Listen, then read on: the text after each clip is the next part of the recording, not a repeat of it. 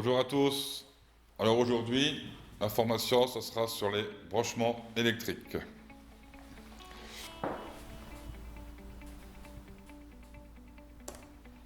Petite vidéo de montage.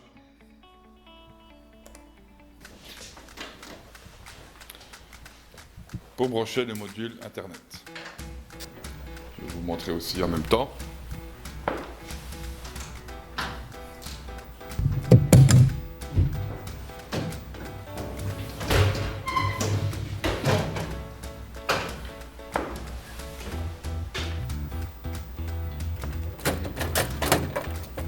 Vous ouvrez le capot, tableau électrique. Il se trouve à gauche.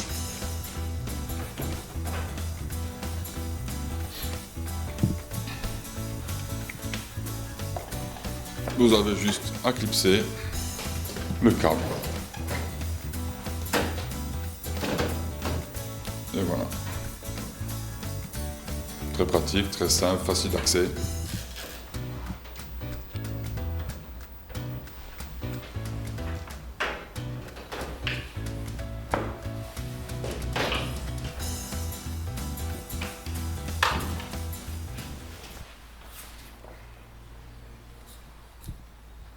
Nous continuons nos petites vidéos sympathiques.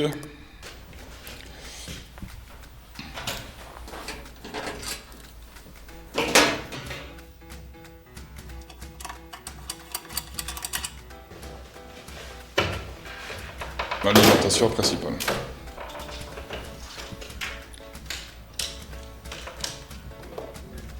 Ce petit cerclage de palette ou de carton est très pratique pour passer les câbles de notre chemin de câble qui est situé, comme on a vu tout à l'heure,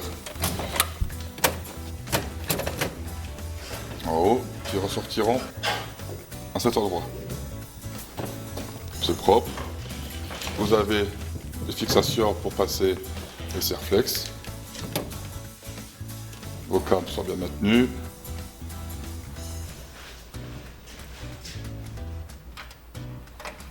Voilà, comme je vous ai expliqué, vos serre-flex, pour fixer comme il faut le câble.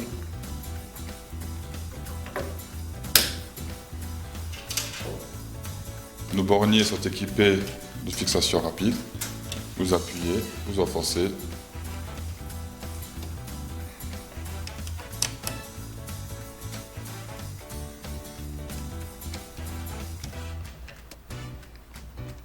C'est très pratique.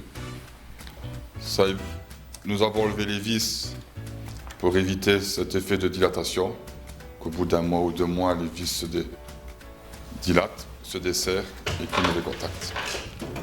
Avec cette fixation rapide, c'est plus pratique et plus sécurisant.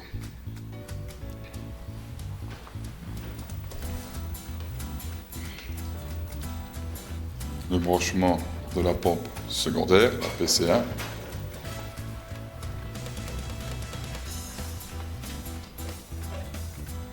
Voilà, bornier bleu.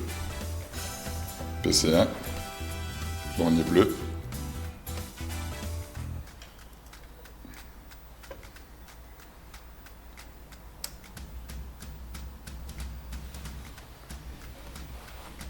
Vous ne pouvez pas vous tromper.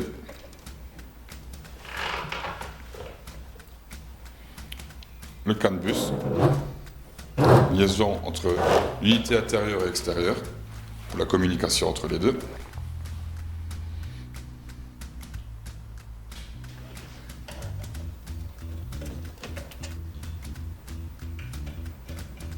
Repérez bien vos fils. Quand vous branchez l'unité intérieure et extérieure, vous prenez une petite photo pour voir les différentes couleurs, quel fil vous avez utilisé pour le in, le lame. Voilà. La masse, très importante. Voilà. Repérez toujours bien vos codes couleurs pour ne pas inverser, sinon ça ne marchera pas. La communication ne se fera pas.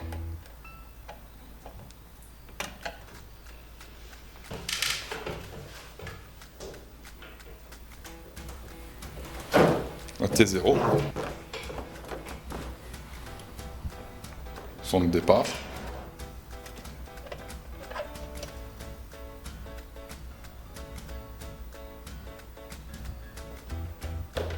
qui est bornier vert,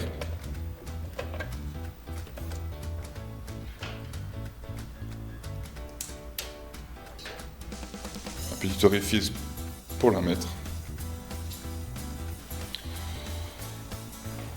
Si vous avez un ballon tampon, la sonde ira au ballon tampon. La sonde extérieure, comme vous le savez tous, toujours maximum au nord, et vous avez toujours un degré quand même, un pourcentage que vous pouvez mettre. Jamais où il y a des sources de chaleur, en plein soleil, sous une fenêtre, au-dessus d'une porte, près des ventilations. Ça va fausser la température, bien sûr.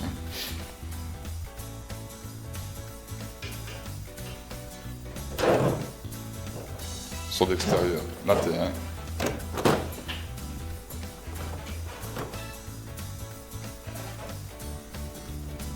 Le petit bornier gris. Toujours, pour ne pas vous tromper.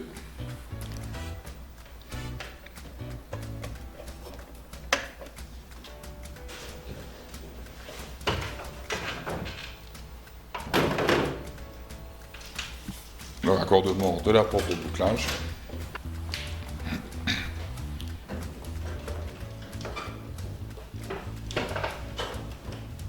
Notre PW2. Vous voyez bien, hein? Côté droit, haute tension.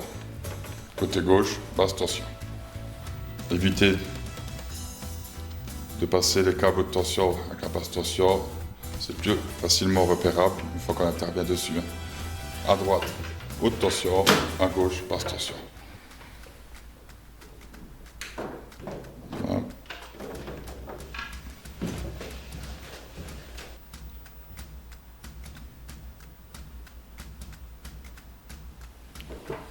Vous accordez, c'est clipsé.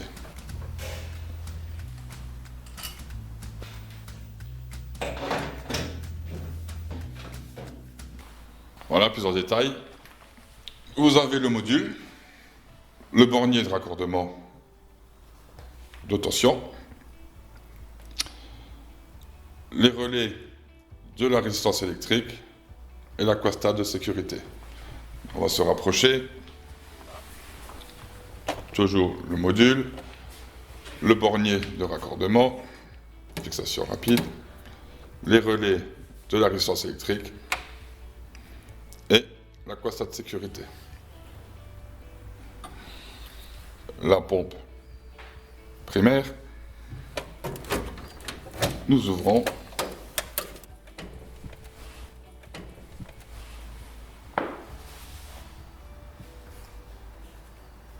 Donc, vous retrouverez à l'intérieur, bien sûr, le base expansion, le bus à incliné, vous pouvez le poser. Vous retrouverez la résistance électrique, la vanne d'inversion intégrée. Vous constatez qu'il y a beaucoup de place. Si un jour vous devez intervenir sur la résistance ainsi que la vanne d'inversion, vous passez les clés très facilement. C'est très accessible.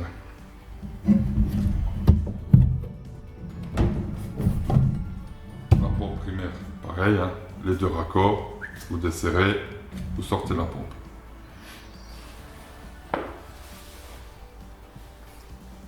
On va voir plus au détail le module de branchement. Voilà. Je vous ai préparé une petite plaquette de montage. N'hésitez pas à me la demander, venez au bureau ou je vous l'envoie par mail. Donc, deux zones. Zone haute tension, zone basse tension. Comme ça, c'est clair. Vous savez qu'en haute tension, vous ne venez pas avec vos sondes.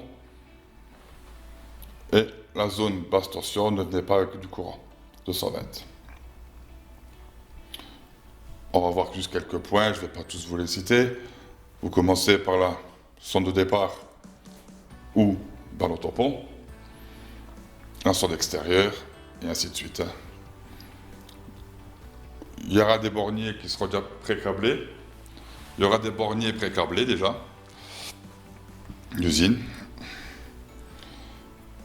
Donc là c'est pareil, zone haute tension, l'alimentation, la régule, la pompe interne, pompe circuit 1, vanne d'inversion, et ainsi de suite.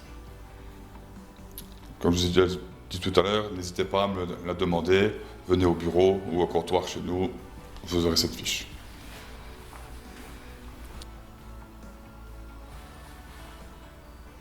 Nous continuons par une petite vidéo. Je vais vous montrer où placer le module, un module. SM100, MM100. Vous pouvez constater, comme la vidéo l'indique, vous avez un petit rail. Vous pouvez mettre jusqu'à 2 modules, un côté de l'autre, ça passe. Comme ceci. Ça évitera de fixer au mur, de mettre du tuburo, de faire des longueurs de câble inutiles. Voilà.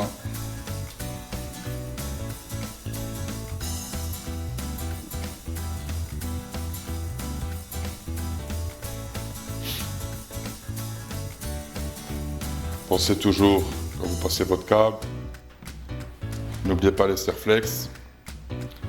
Cela évitera au petit bornier de se détacher pendant la manipulation du capot. C'est déjà arrivé en refermant, le bornier sort, plus de contact. Vous mettez une panne et vous cherchez des fois pendant quelques minutes d'où vient cette panne. C'est simplement le petit bornier qui est sorti quand vous avez refermé le capot. Donc pensez toujours à bien fixer vos câbles. Très important.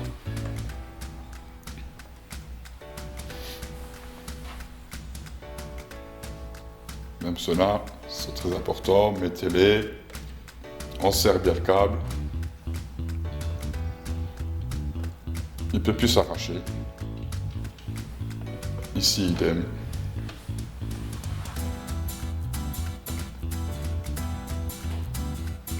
Voilà, modulé intérieur, c'est propre, pas de câble qui traîne.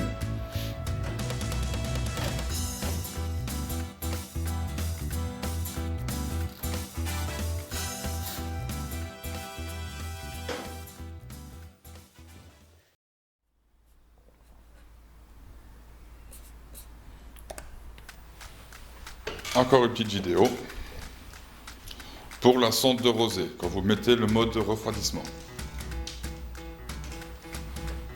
Toujours pareil, côté gauche, basse tension.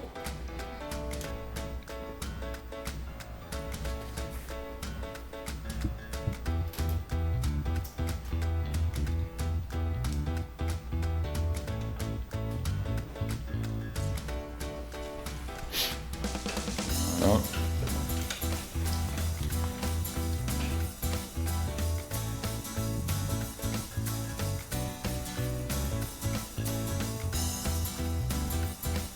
Placer sur le départ.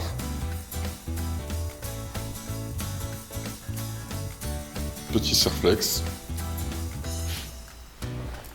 Bien à fixer, bien à plein, qu'il soit bien en contact avec le cuivre.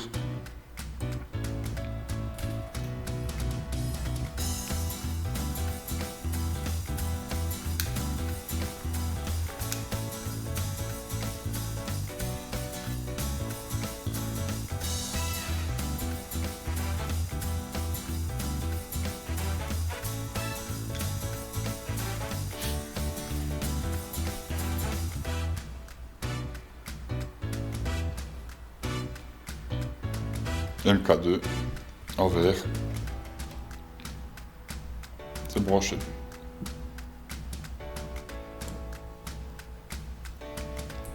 Enlevez le petit plastique de protection. Ne jamais isoler la sonde.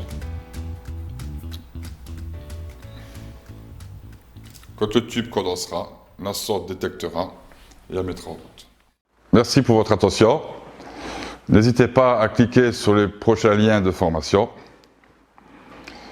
MyService Ferroknepper Buderus vous souhaite une bonne journée, au revoir et à bientôt.